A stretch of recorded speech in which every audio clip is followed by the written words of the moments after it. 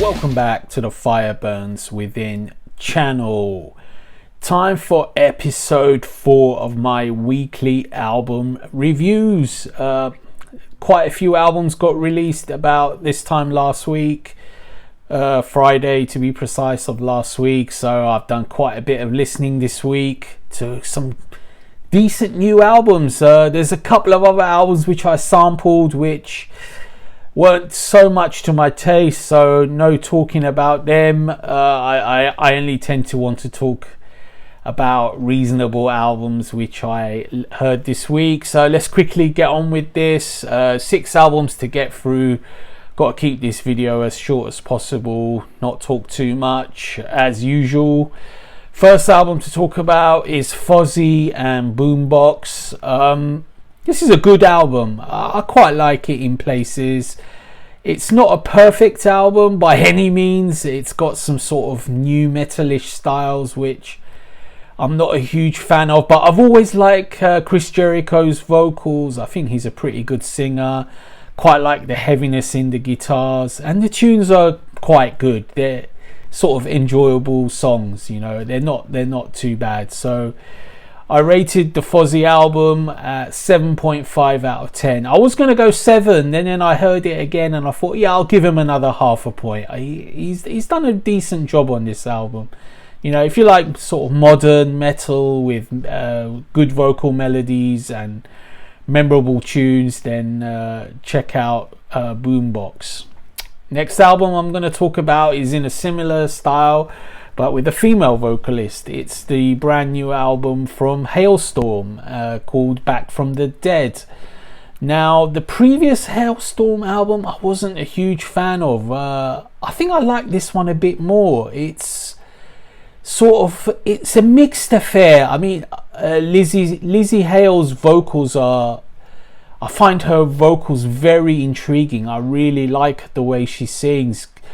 Great melodies, but the songwriting isn't always there. Sometimes it's a sort of a little bit screamy, little bit, you know, over the top aggressive that it doesn't need to be. And then other times it's really quite catchy, soaring, modern hard rock. This is probably the heaviest Hailstorm album yet, I mean, I would say, because the production is really chunky, heavy, in your face. Her vocals are sometimes sort of screechy in your face, but they're also quite anthemic and melodic. So the Hailstorm album, I liked it. I didn't quite love it as much as I was hoping, but I did like it. I again went with the trusty 7.5 out of 10, but it could be an 8 if you're very forgiving and you really like Lizzie Hale, and I do like her vocals, but I stuck with the 7.5 out of 10 on this occasion. The next album I'm going to talk about is a brand new band called Starchaser from Sweden, I believe. I think this band was born out of the ashes of Tad Morose, or there's some ex-Tad Morose guys in this. This is a solid album. It's sort of like modern production techniques, but in a classic heavy metal style. It's sort of got a heavy, crunchy sound. It's got melodic vocals. Yeah, you can hear the sort of old school classic heavy metal style in there. Some good melodies, good strong vocals. The songwriting sometimes gets a little bit sort of stuck. I don't know, it just didn't capture my ears that much. And then there's some songs which I really like and I enjoyed those songs a lot. So again, I had to go with the trusty 7.5 out of 10. I mean, these are good solid albums, but they're not like super wowing me, or you know, something that's getting the old juices flowing for my listening taste anyway. But it's a good album. 7.5 out of 10 for Starchaser. Okay, 3 albums to go. I need to speed this up. I'm talking too much. Next one is called Demonical and Mass Destroyer. Demonical is a old school death metal band. I think they're Swedish, or they really sound Swedish, but forgive me if they're not. I really enjoyed this album. I mean, I haven't liked many death metal albums this year. It's been a handful, not many at all. But I really like this one. This one is classic old school death metal. It's got that sort of Boss pedal HM2 sound, HM2 Boss pedal sound. It's quite warm. It's got great riffs, great rumbling bass.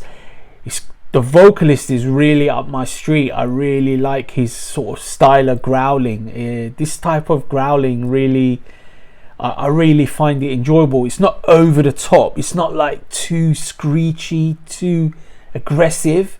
It sort of fits the music very well, and I love the grooves. I love the feel. So 8 out of 10 for Demonical and Mass Destroyer. 2 albums to mention for this past week.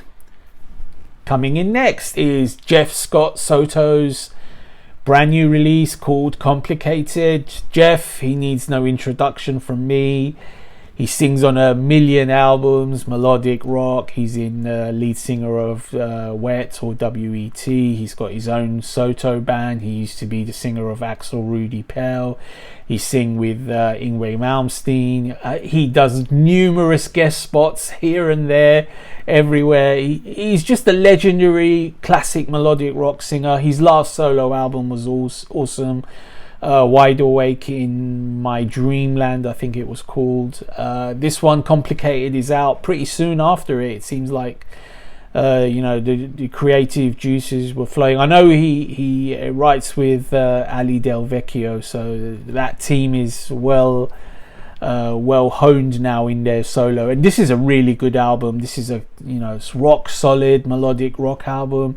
There's some great guitar licks, great riffs. Jeff's vocals are just really enjoyable as always. Jeff is a great singer. I've always liked his tone, his vocals, especially in WET, of course, where Eric Martinson gets to write the songs, but his solo stuff is really excellent as well. I haven't warmed so much to the Soto band, his solo, not his solo band, but his other band, if you like. This is his solo material. This one is much more palatable for me. It's sort of melodic rock, very enjoyable. 8 out of 10. So let me get to the last album and the album of the week. It's Jani Limatainen. It's always hard for me to say that. And My Father's Son. This is an excellent melodic heavy metal album. It's quite introspective, this one. It's sort of moody. It's a little bit melancholic at times, but it's also upbeat and melodic as well. It's it's melodic from beginning to end. I mean, Jani, you'll know him from Sonata Arctica, of course. He's a great songwriter. He obviously, he writes a lot of songs for Frontiers, for his other band Storm Crow with Timo Kotipalto. He's got a lot of guest singers on this album, a lot of guys from Finland. I forget, Bjorn's Speed Strid from Soilwork, and the Night Flight Orchestra sings on one. What's her name from Battle Beast? I forget these names. I need to do my homework. What's her name? You know her from Battle Beast, the lady singer from Battle Beast. The names escape my head. She sings on one. There's other guest singers. There's Pekka Heino, who sings on one. A lot of good songs, a lot of enjoyable songs.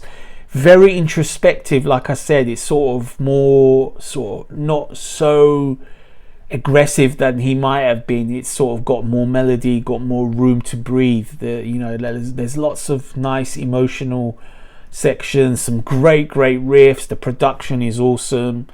Very enjoyable album from Jani. I rate it at 8.5 out of 10, possibly a 9 in the future, but at the moment we'll go with 8.5 out of 10. Okay, that was it. The roundup of the week. I made this video a little bit longer than I wanted, but it's just under 10 minutes. So that was the albums of the week. Okay, stay tuned as always.